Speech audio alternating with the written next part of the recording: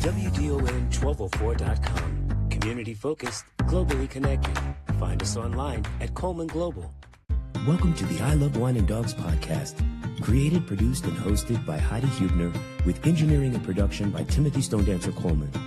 This show was created to celebrate good wine, amazing pets, and people from around the world who are doing great things in their local communities.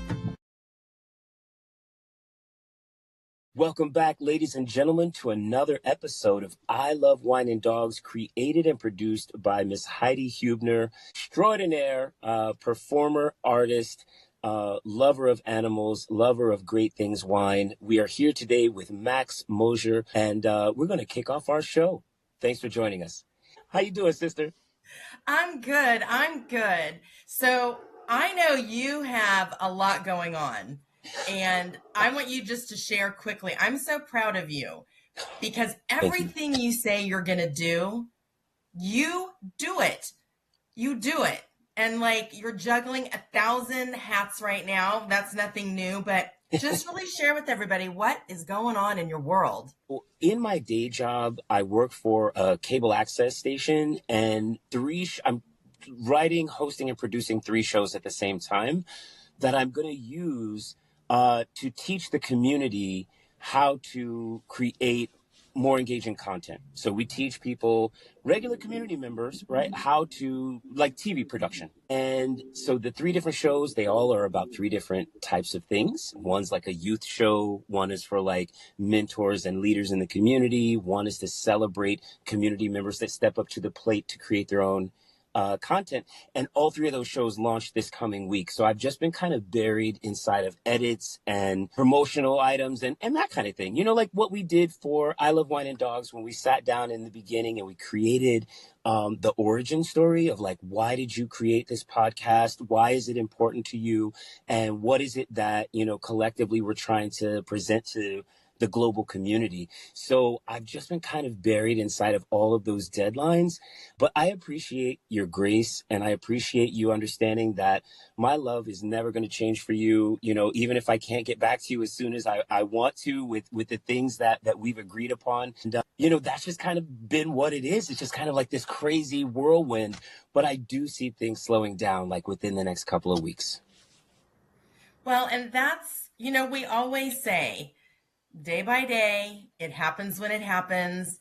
And, you know, I just suffered a huge loss with my dog Chubbs in February and Chance, my other dog, just a couple weeks ago. So the ironic thing about it is I really had to pull back. I was grieving. I didn't even really get to grieve Chubbs because Chance got sick, you know, both with cancer, which is crazy to me. And that's another topic. Like, why are all of these animals getting cancer? I don't understand it. Mm-hmm.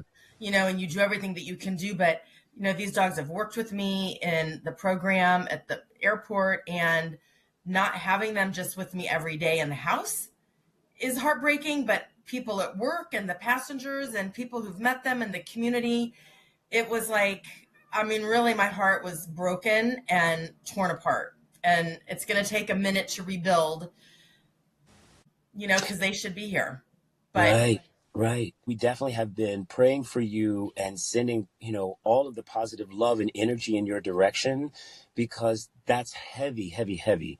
And I think that's a true testament, though, to both your faith and your perseverance, because you're still willing to show up and do this show and talk to people about what's really happening, because it isn't just the love and the hugs and the joy that you see when your animals greet you at the door. It's also, here's what also can happen and does happen in real life. Yeah. And it's, you know, grieving for whoever you lose in your life, person, animal, job, you know, we grieve for many different reasons, but you know, it was hard because the podcast, part of the motivation was my dogs and wanting to feature them and things that we do. And it's like, wait a second, like they're not here. But, you know, that is life. Unfortunately, you know, none of us live forever. And this show is about being real and sharing. We all go through good and bad. So I just wanted to share with our audience, that's kind of what was going on with me. So, Tim, thank you for allowing me my downtime to just recollect myself.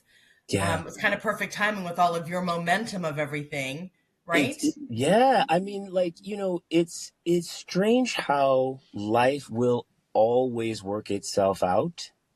Mm. And it is not always going to work itself out the way we plan and the way we want it to, but it is going to work itself out in a way that provides us with lessons that we can use as we move forward. And so all of the things, right, that have been happening for both of us, positive, negative, and any other way somebody watching or listening might explain it, have led us back to today. And so we're here. We've got our smiles on, we've got our hearts out front. We're going to be honest, like always. I appreciate you. I thank you for letting me be a part of this process. And we've got a great guest with us today. So, Max Moser, this is a great story because he is a pretty cool and amazing guy. I've known Max since he was a little kid. His mom is one of my dearest friends, and he also has his older sister, Emily. Yeah, Max. So before we delve into your interview, what kind of wine do you like to drink? Red, white? So I kind of take after my dad a little. He's a big red cab kind of guy. So I kind of dabble with that. I prefer a red over like the white. Usually a red cab is what I'd go for. I'm not going to sit here and act like I know all the, everything about it, but that's what I'd drink if I had the choice. And that's what's so great about wine. A lot of people have a certain type or a certain label that they like to drink, and others mix it up and they don't really care. But I'm going to introduce you to a different red wine. Okay. So this is my wine of choice, a Syrah. And this is interesting because do you see this bottle is clear? Yeah. So normally red wine bottles are not clear. Right. They're dark. This particular wine is from Tooth and Nail Winery in Cambria, but the grapes are grown in Paso.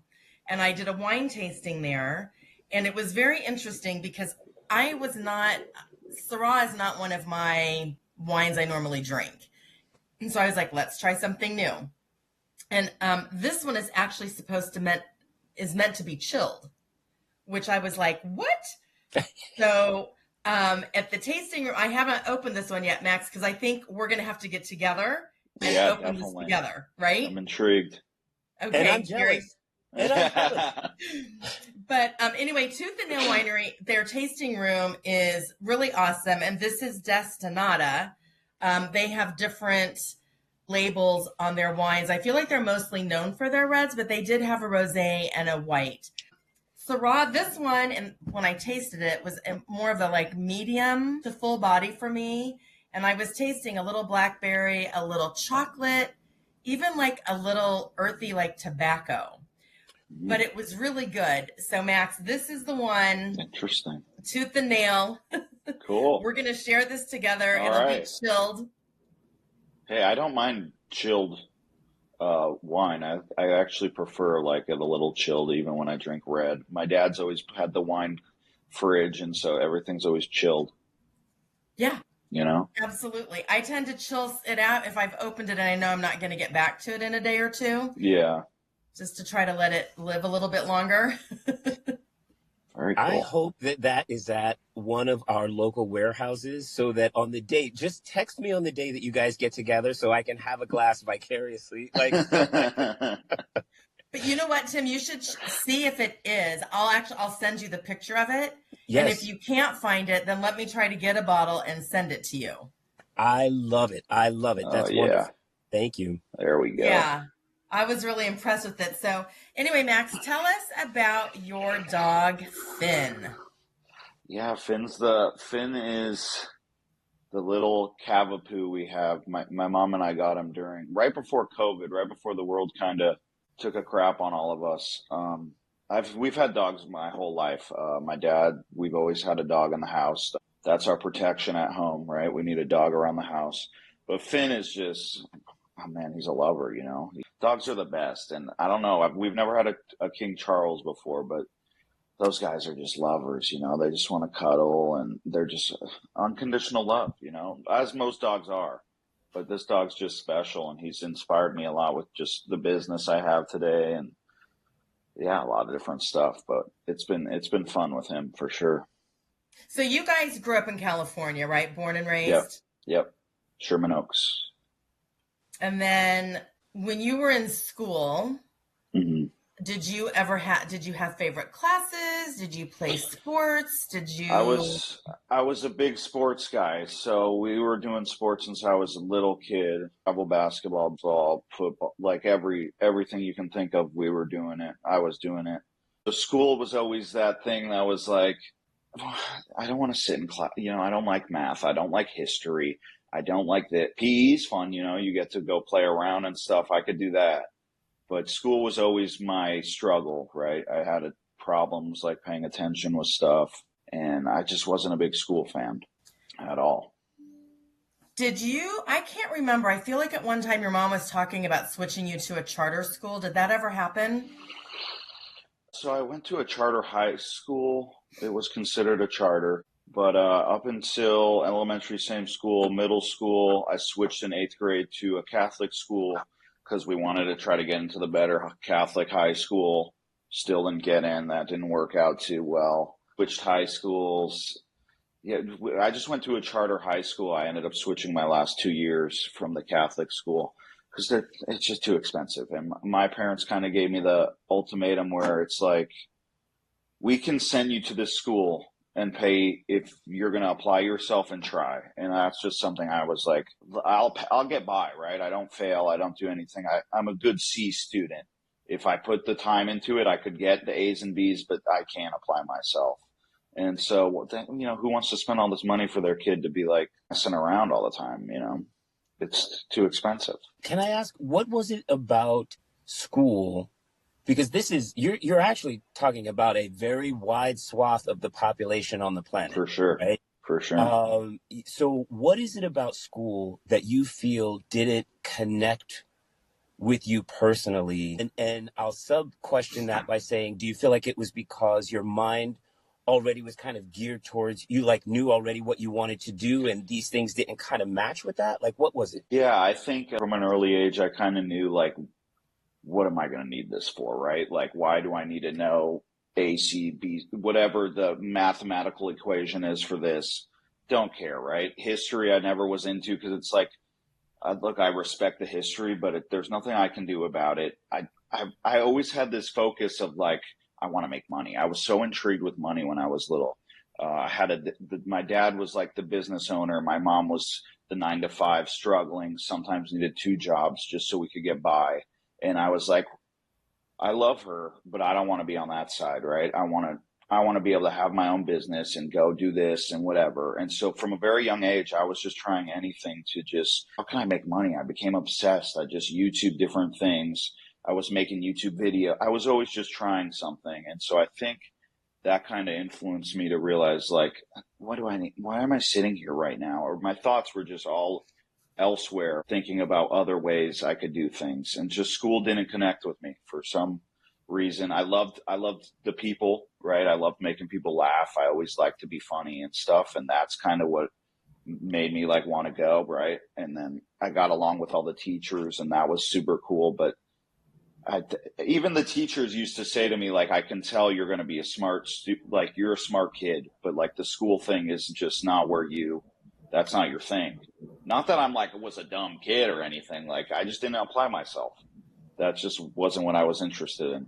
So yeah, it's kind of like, I feel like I had this wiring, or I knew from a young age kind of that I was like, I'm going this route where school might not be necessary or something like that, you know?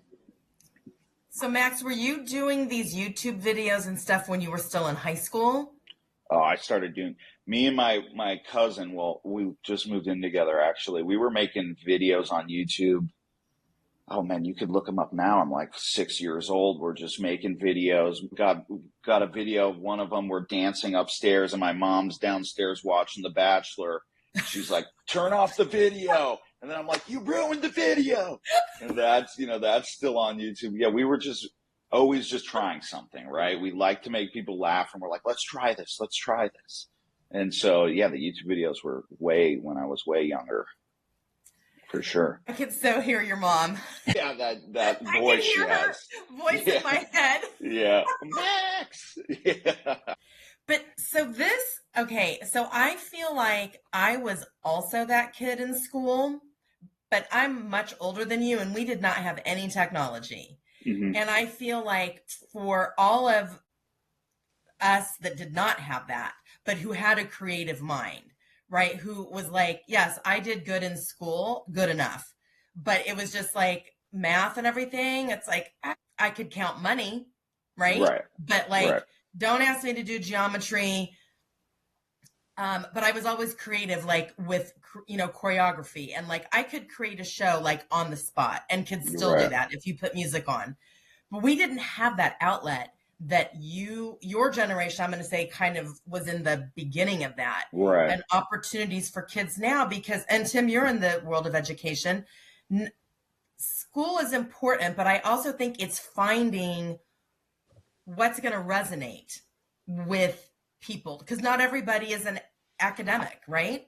Right. That's absolutely true. That's 100% true. And that's why we talk about differentiated instruction. You cannot take some sort of a boxed program or a boxed lesson and think that it's going to apply to all of the kids in your classroom in exactly the same way. Yeah, I think it's a little flawed, the school system right now. Obviously, you need to know the basics, but there's some people who just want to learn a different way, and it's just, I think, a little flawed right now. We'll be right back after these messages. Kitten season is here, people. And what does that mean? That means that cats are reproducing and the shelters are inundated with kittens everywhere. We have a big problem, especially in the states like California, that we have good weather. So it's a big problem, and the shelters are overcrowded. They are spilling over. So please, if anybody's interested in fostering and adopting a cat or a kitten, our older cats always need homes, but right now being able to foster a mama and their kittens or baby kittens is critical to get these babies so they can become healthy and become able to live a healthy adult life and get adopted. So please visit your local shelters, reach out to your local rescue groups. Hey there, I'm Lance Bass, and this is Chip. And for more than 100 years, American Humane has been protecting animals in times of crisis. And if you're like me, your pet means the world to you, and you want to keep them safe if disaster strikes. American Humane's first responders are always prepared to rescue animals in danger, but you can also help. To learn more about disaster planning and keeping your animals safe, please visit AmericanHumane.org. Welcome back to the show. What was your first money maker? Socks. Yeah, well, socks, yeah, but definitely before that, I did the lemonade stands, right? That kind of introduced me to the whole scene cash, right? I remember just like being like, wow, you can like sell something, get cash back. And not only that, but like the people leave with a happy experience, something like that. So start with the lemonade stands. Then I got in trouble in middle school for selling candy. I'd go to Smart and Final with my dad. We'd buy the variety packs. I'd fill up my backpack with all the candies, right? Because school had candy, but I knew they didn't have the Sour Patch ones, or I knew they didn't have these ones, and that's what the kids wanted, right? So I'd fill up the bag. And that's another thing, not to bring it back, but the school thing, right? I got in trouble for selling the candy, right? They made it this big thing, like I'm some bad student. And I remember my dad being like, that's ridiculous. Like, I'm proud of you. That's how we do it. And it's like, you should be encouraged to do that stuff, but you're not. So I was doing the candy thing. And then the socks was a little after that, because I was always big into travel basketball. So the Nike socks at the time, they had these stripes on the back, were really popular. And I found a YouTube video of someone putting them in dye, and you could change the colors of them because everyone wanted the new colors of these socks, but Nike themselves didn't release them. So I began to dye the colors that the kids wanted, right? And I sold locally at first, but then I made the Facebook page and was shipping all around the world. And we got I just organically got people reaching out wanting socks, and I made my website. I drew a logo and then had a friend put it onto a computer because I didn't know how to do that. And I just trial and error, I would go in the backyard. I had 2 buckets. One would dye. We'd be dyeing socks, some shit, just figuring it out. And it was super fun. And now as I have lived a little longer and I'm doing like similar things, I look back and I'm just kind of like I'm still kind of doing the selling stuff. And it's crazy to just look back and see how that all played a big part. But it was fun. How wonderful that you had parents that were proud, that told you how proud of you they are for your entrepreneurial spirit. Right. Yeah. Right. And the fact that you could see what was needed. You could see what there was a deficit, like there was a supply and demand challenge. Yeah. And here you are as a young guy, like, well, this doesn't exist, so I'm going to fill that space. Yep. And I love my parents, right? They play a big part in all this, and to get encouragement, because I know a lot of kids probably might feel the same way I do or want to do something, and the parents are not having it, right? Stick to school, pay attention, worry about all that nonsense, or it's not going to do anything. My parents always supported me with that stuff. So I can't complain about that. I know, and your friend, helping you and you guys kind of collaborating and, coming up with that's what business people do. Right. You're an entrepreneur, Max. You have been since you were a kid. Yeah. Yeah, right? Definitely. And I think that's when I hear interviews of entrepreneurs now, I'm like, they didn't like to pay attention in school either, or they couldn't do it. And I'm like, that's how I felt. Like, I just resonate. And it's like, you get this little thing inside you or something. It's crazy now. I feel like everyone kind of wants to dabble and try their own thing. And I love it. I think it's great. And then I also think there are people who aren't cut out for it exactly, because it's not all the sunshines and the rain, but they need the comfortability, and they need that steady pay or whatever it is, but it's all about the risks. And so, people will figure it out, but all power to them. That's why we live here, right? We live in the country where you can do all that stuff. So it's incredible. We'll be right back after these messages. Have you ever heard about the Sausalito Canyon Vineyard? Visit SausalitoCanyon.com to learn more about the history, love, and vision for the Sausalito Canyon Vineyard. And don't forget to let them know that you heard about them on the I Love Wine and Dogs podcast. Welcome back to the show. So, Max, take us to where you are now and what you're doing with Lucky Paws.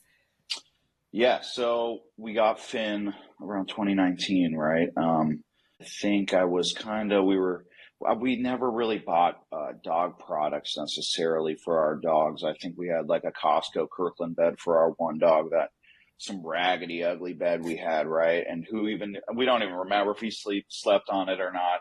And so I kind of figured, like, there's got to be like cute beds, right? This dog, he's so cute. I just want to take pictures of him. What can we get him? What can we get him in? And I came across some dog beds after a couple other failed business ideas. Dogs, kind of that niche, instantly I just found that people were spending money on their dogs. And I found these dog beds, and I kind of never looked back, right? I knew that the whole anxiety thing in dogs was becoming a thing. So I kind of marketed my bed as an anti-anxiety dog bed, right? They can curl around in it, sleep all night. The fur reminds them of their mother's fur coat, like stuff like that. And my dog actually enjoyed the product. He actually slept in it all the time. So I was like, this is great. I'm not bullshitting. Like, this is legit. This could be a thing. People like these. And so I started selling them on Google Ads. I made my own Google Ads and kind of just made a website, did all that stuff. And it just kind of took off, especially during COVID was some of the best highlights of the business for sure. And then after COVID, and it's kind of gone like this, and now it kind of dropped for sure, I want to say, just the demand. And the thing about all these online businesses now is someone can be like, they're selling a lot. Let me go find that product or find someone who can make it, and let's just copy everything they do. right? And so then you're competing with all these people. Then you have customers that are like, well, this guy's selling it on Amazon for half the price. And it's because they have their own factory. They could just cut you right out.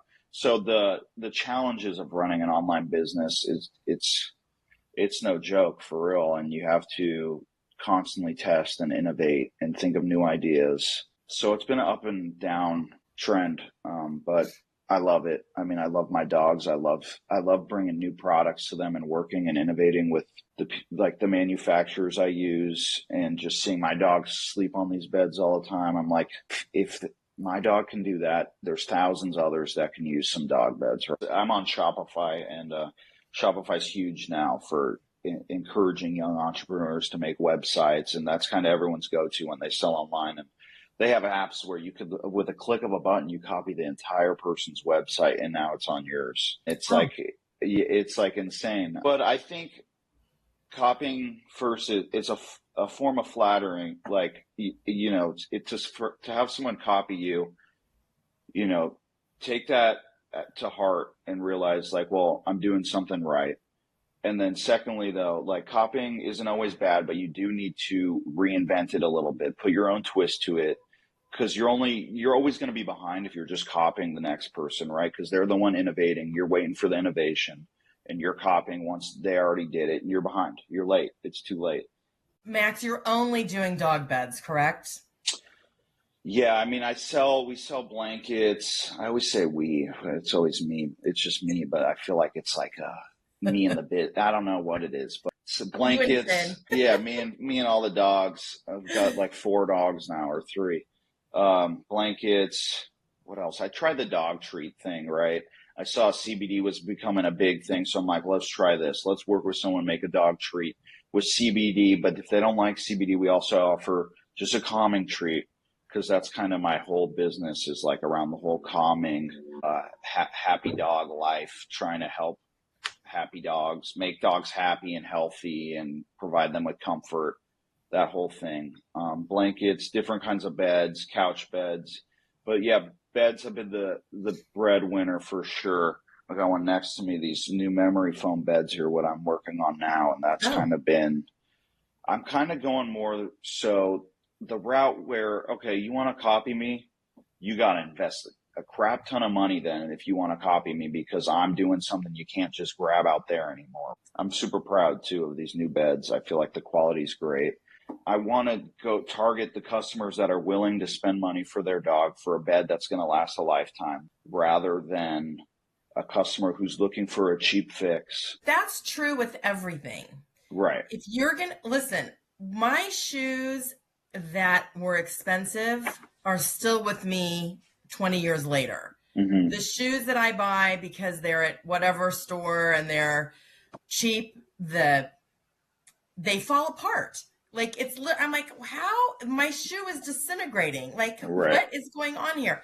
Same thing with clothes, purses, food. You know what I mean? It's like, if you buy crap, you're feeding your body with crap. And eventually your body's like, hello, I need like real fruit. Don't give me frozen, whatever. Right. So good for you, Max. And it's, I finally spent a lot of money on a mattress. I have never slept so good in my whole life. Why didn't I not do this 20 years? It's ridiculous. So you're right. You don't even see those luxury brands though, right? The expensive ones even doing the commercials at all. Because people know, word of mouth, all that stuff, people will find you. So I'll throw something out to you, Max. So Ripley, our little rescue, I have bought every chew toy that's supposed to be indestructible. Yeah. And I'm like, okay, how did you break this in 2? This is not good for you. I mean, so I am wasting so much money on things that, for tough chewers. I mean, I'm beside myself. Like, It's literally, I'm like, how did this hard plastic, and like, now is this in your stomach? So we've thrown everything away because I just don't think that it's safe. Nothing's indestructible. He needs to chew. He's only a year old. Right. So that's Nothing's indestructible. We got my dad and I. We got a new dog. My dad and I. My dad, Karen, my stepmom. We all got this new dog, this little puppy, so cute. Maybe went through 20 of my dog beds, ripped them to shreds. We'd get home destroyed everywhere, right? So we said, all right, who's got an indestructible dog bed? Someone's got one, right? Let's order it, right? It's $250, $300. She's huge. We need the big one. It's indestructible though, so it's going to last a lifetime. She goes right through that thing. I mean, nothing is indestructible. And so even going back to my business, it's like when people are like, I bought this dog bed and my dog tore it to shreds. I'm sorry, but dogs are going to get through what they want to get through. That's just kind of how it goes. There's nothing that's indestructible. We'll be right back after these messages. Hey there, I'm Lance Bass, and this is Chip. And for more than 100 years, American Humane has been protecting animals in times of crisis.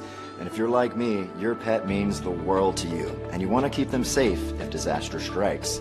American Humane's first responders are always prepared to rescue animals in danger, but you can also help. To learn more about disaster planning and keeping your animals safe, please visit AmericanHumane.org. Welcome back to the show. Okay, Max, this is, I think you kind of touched on this, but what do you love the most about your job? And what is the part that you least like? Well, the most, I must say, it's got to be the freedom, right? Going to be able to play golf, do these things when your friends are maybe working, right? They're waking up doing the 9 to 5 thing, or my roommate's doing the 5 a.m. to 5 p.m., whatever it is. Definitely the freedom. I think that's always what intrigued me about entrepreneurship. I wanted that freedom. I didn't want to be tied down to a job. Or my dad was always there for my games, took me to school, picked me up. My mom couldn't because she wasn't off till 5, which, not saying that's a bad thing, but that's just how it was. And I saw both sides. And so it's like, I want that one, right? I want that one. I want that freedom. I want to be able to do what I want. I feel like that's what financial freedom is to me. It's the freedom that comes with it, taking care of people you love. The hardest part is the risk and not knowing what's going to happen. I mean, at any day, when you're owning a business, there's going to be high highs and low lows. And I feel like I've experienced both.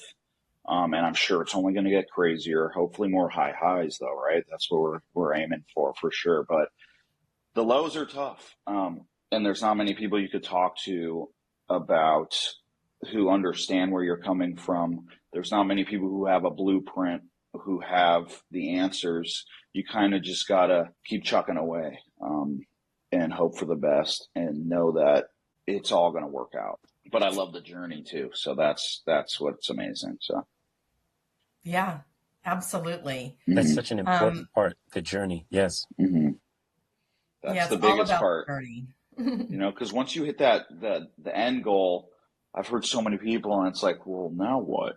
Right? Well, I waited my whole life for this and now I have it and now it's not as great as I thought it would be. And so it's like, enjoy that journey, enjoy the unknown in the middle, that you don't know if it's going to work out, but you're just trying everything and it's exciting and you're just figuring it out. And so I'm trying to do that the best I can, enjoying that journey.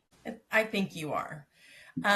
So I always like to ask people, if I had a magic wand and you could use that on anything, or a couple of things, off the top of your head, what would that be? And that's a tough question. That is a tough question, because back to this journey thing, right? I could go, hey, make me a billionaire, whatever it might be, but it's like, then what? I'd honestly go a little personal, right? I want a better golf game. I'd like a better golf swing. I'd use my magic wand to maybe shoot under par. I just want my parents to be set, right? If I had a magic wand, I'd use it for them to stop working.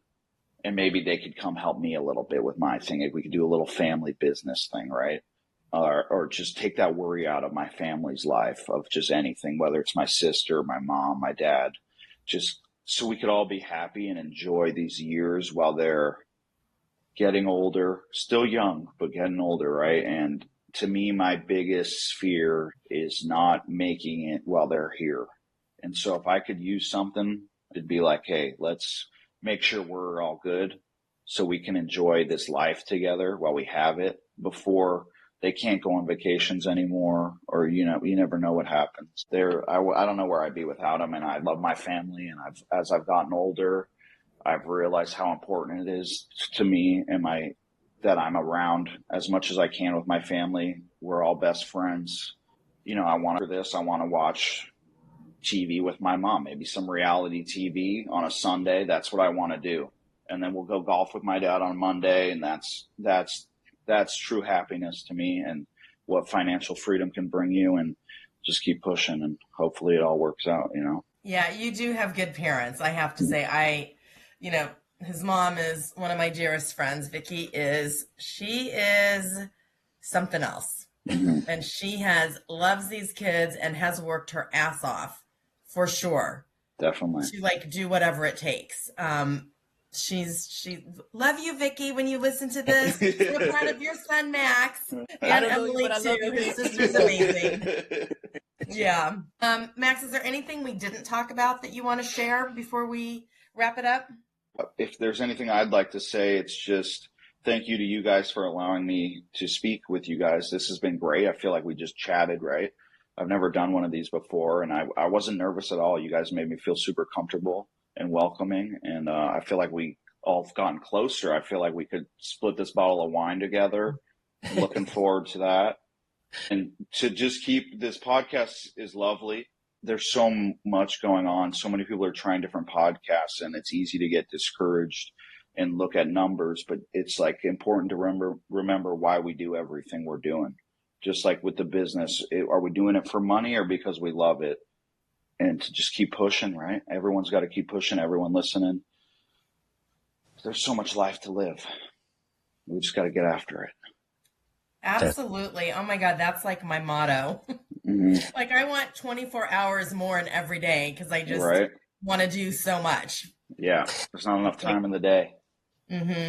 I'm on that tip as well. Max, where can the folks find your products? Where can folks go to experience the stuff that you're putting into the world? If you need a beautiful memory foam dog bed, go to Lucky Paws, lucky-paws.co. Couldn't get the .com, too much money. But Lucky Paws, my dog bed brand. You can find me, Max Moser. I'm on all the platforms. Come chat. You need some advice, or maybe I'll need some advice. Maybe I'll need to vent to somebody. Reach out. That's really it. Yeah, I think, Max, I'm excited for people to listen to this podcast. I also feel like there is maybe some platform, and I don't know what that looks like, but you are a great speaker, and I think that you could be very helpful to students who are like you. I want to do the YouTube videos again, for sure. But like going kind of what I said, just about, I got to remember, like, if no one's watching it, that's fine. You're doing it to just put it out there. They're like journal entries. I'd like to do that though. I feel like I've experienced some stuff in the business that people could avoid, right? Yeah. Like all these people make so much money and you forget their sales tax you owe on all your stuff, right? Maybe something like that. I wish I heard that. So yeah, that's definitely in the cards though. I if I could just say really quick, because I love what Heidi just put out there. One of the easiest ways to get started with something like that is to put together like maybe just a 2-page presentation. And by 2 pages, I mean like bullet points on page 1 with a picture of with your logo, and a couple of bullet points on page 2, and start at your local schools, right? Like a lot of the bigger opportunities come from small specific choices. Making yourself available to come and speak at a school graduation, or even going into a classroom of a home economics, whatever today's version of that is, that type of a classroom is a great place to start, because then of course you can record it and then put that also on YouTube. And then now you're on TED Talks, and now you're doing other things around the country where you're helping other young developing entrepreneurs, struggling students who are smart but are struggling because the content they're receiving doesn't match with all of the energy and excitement that's in their soul. Mm-hmm. You know what I'm saying? Like, yeah, purpose definitely. has no age. And sometimes we find it really young, and sometimes it takes people a long time. But Right. I do agree with Heidi, and I love that you're willing to kind of jump out there and share your learning experiences with the rest of the world. That's dope. Yeah, that's a great idea. I'm going to do that. Cool. You guys will see me. I love it. I love it. All right, everybody. Well, that is going to wrap up our show. Max, we're so happy that you joined us today. Thank Tim, you guys again. I appreciate it. What would I do without my brother? I love you and I appreciate you. And everybody, just remember, please adopt and don't shop. We've got so many gorgeous animals and rescue groups in the shelters all across the country that are looking for their new forever loving home. So we ask that you please go find your furry love that way. On that note, everybody, be blessed. Take care. Until next time. Bye. Bye, everybody. See ya. The views and opinions expressed in this podcast are those of the speakers and do not necessarily reflect the official policy or position of the cast, producers, or any affiliated organization.